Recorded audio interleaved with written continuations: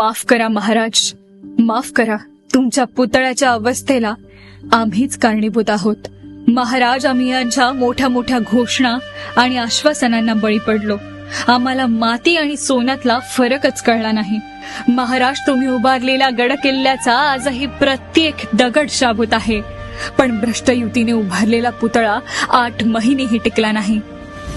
महाराज, तुम्ही स्वराज्याचं हित पाहिलं, रयतेचं हित पाहिलं, पण या भ्रष्ट युतीच्या नेत्यांनी स्वतःच भलं केलं.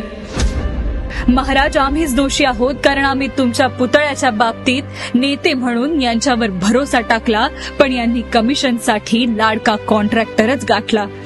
महाराज, तुमचं नाव घेऊन सत्तेत येणारी लोक तुमच्या सोबतही नीच वागली.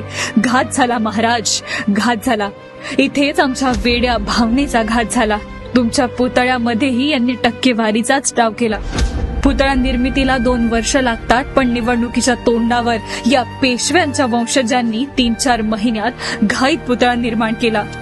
महाराज, सिमेंटमध्ये जान असून चालत नाही. काम करणाऱ्यांच्या रक्तात इमान असायला पाहिजे, याचा आम्हाला विसर पडला. तुमच्या लोककल्याणकारी विचारांना पायदळीत तुडवून यांनी मोठा अपराध केला. निवडणुकीसाठी फक्त तुमच्या नावाचा जयघोष केला. महाराज, यांना कधीही महाराजांच्या विचारांची, तत्वांची आणि कार्याची कदरच नव्हती. त्यामुळेच यांनी शिवरायांच्या पुतळ्याची ही अशी अवस्था केली. यांना फक्त महाराजांच्या नावावर राजकीय पोळी भाजायची आहे, दुसरं काहीही नाही. पण माफ करा महाराज, या गद्दारांना ओळखायला आम्ही चुकलो. आम्ही कधी काही डोक्यावर घेऊन नाचलो, पण आता तुमची शपथ, यांना सोडणार नाही. तुमच्यासोबत गद्दारी करणाऱ्यांचा शेवट करेपर्यंत आम्ही शांत बसणार नाही.